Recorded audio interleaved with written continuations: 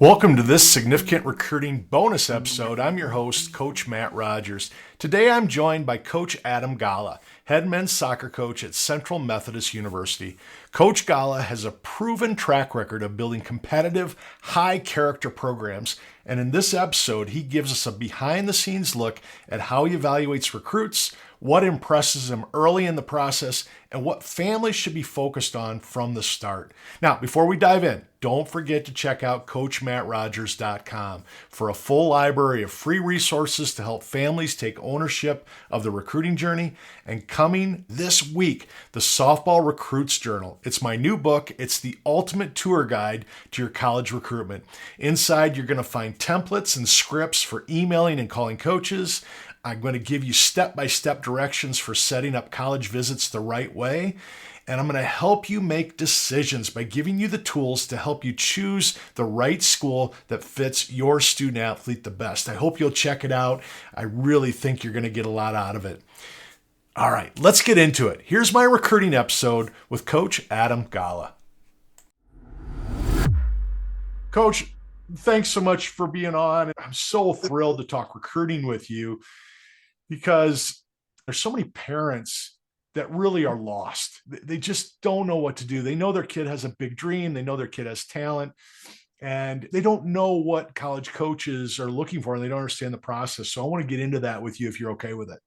Yeah. Obviously, it's a huge process. And I think having the resources to point you in the right direction and really help you throughout that process is vitally important. Yeah. So fire away here. All right. So let's start with the big banger. What qualities do you look for in a recruit beyond the talent, especially at a place like CMU? Yeah. I think for us, and I would highly advise this for everyone out there, you want to be in the right fit for the overall community. So what does it look like when you're in the classroom? What does it look like when you're in the dining hall? What does it look like on the weekend? What does it look like after the game or before the game? I think that aspect is really important. At the end of the day, here's the reality. The reality is you're going to spend 2 to 3 hours with me, which is awesome, but you're going to spend the other 21 with everyone else and everywhere else on campus.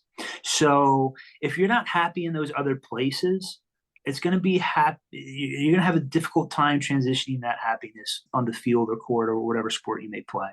So I think finding the right fit for you as an individual is so vitally important. And there's just so many factors that go into it.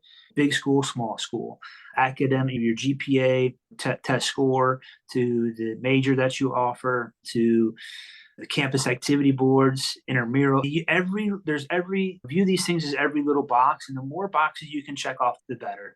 And you'll never truly know until day one of campus when you show up there.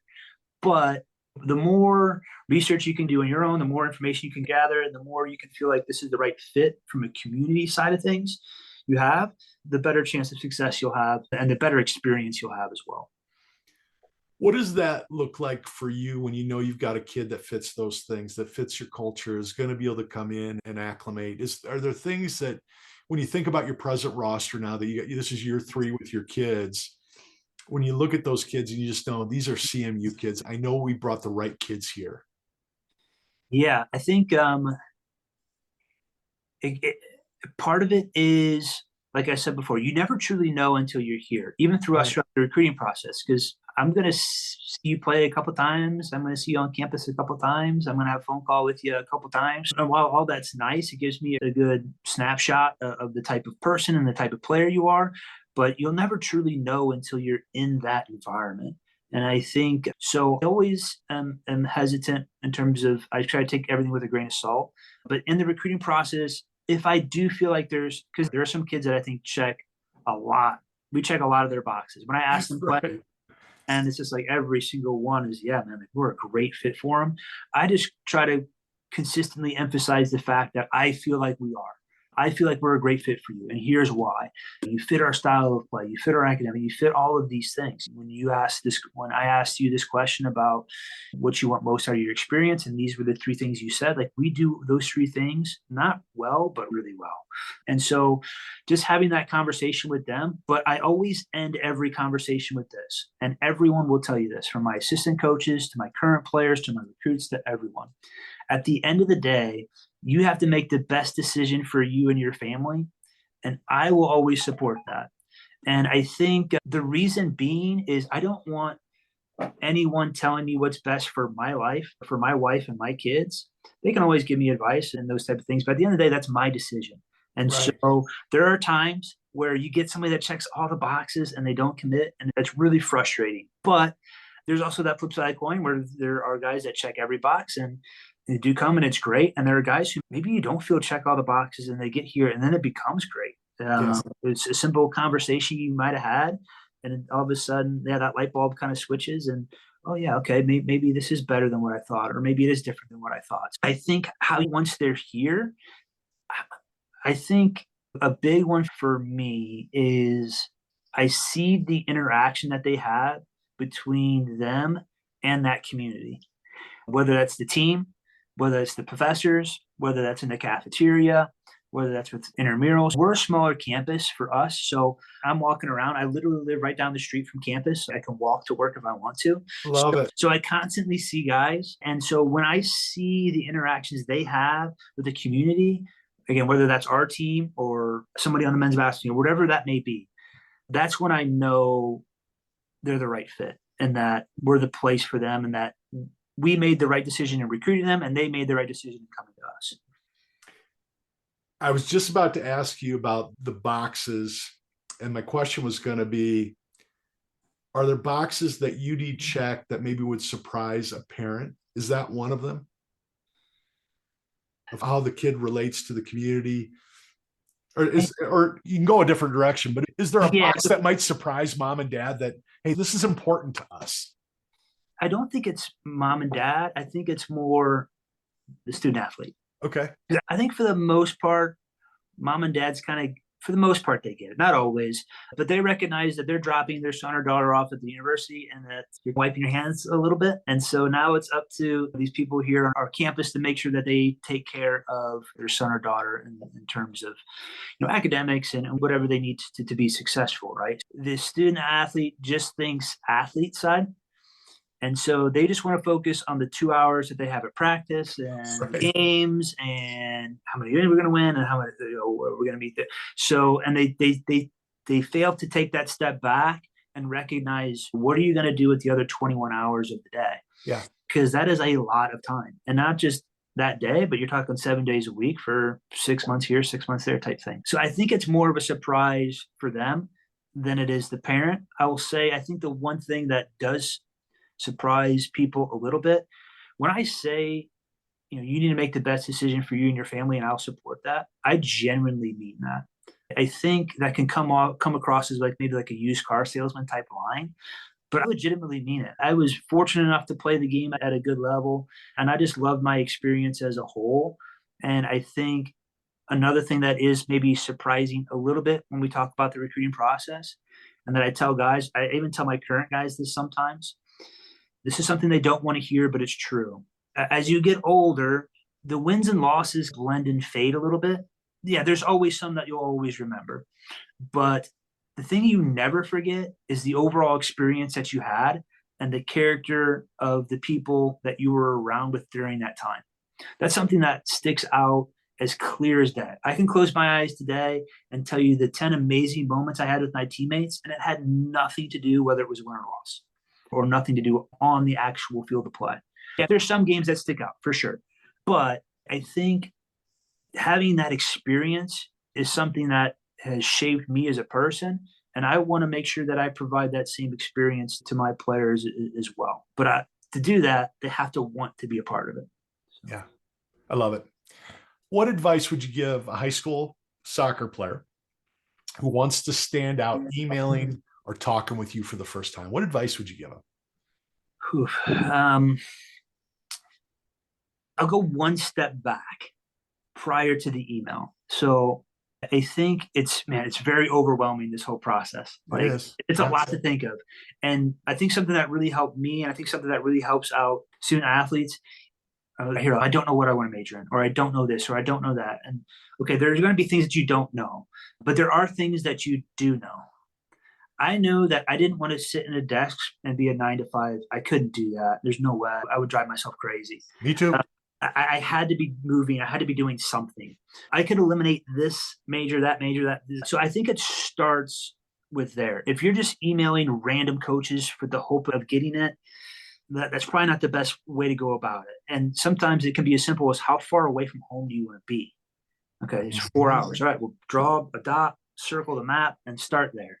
And so if you can start with that in the email, something in regards to what draws you to that program, whether it's the academics, the location, something within that, I think is really important. Two, we realize that you're going to be emailing more than one coach, but please make sure that when you do that, just not this mass email. Try to make it as personable as you can. The more personable it is, the more it's going to stand out. I get, I would say 30, 35, 40 emails a day.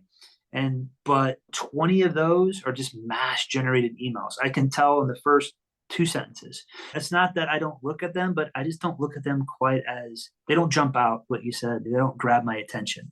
So the more personal information you can provide, the better. And just the more information that you can provide in that email, the better as well. This kind of goes back to the checkbox, right? If you are 2.0, unfortunately, man, hey, I can't get you accepted here. If you want to come here, that's fine, but you might have to go to junior college first, raise your grades, and take that route. I'm looking in that email in terms of the check boxes that I think, hey, this person could be a really good fit for us. So the more information you can provide, the better. And the more personal information you can provide in terms of why you reached out, the better as well.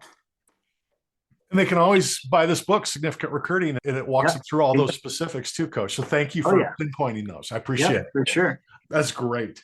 What recruiting mistakes do you see most often? And you've just talked about a couple of those that could be avoided with just better education and preparation.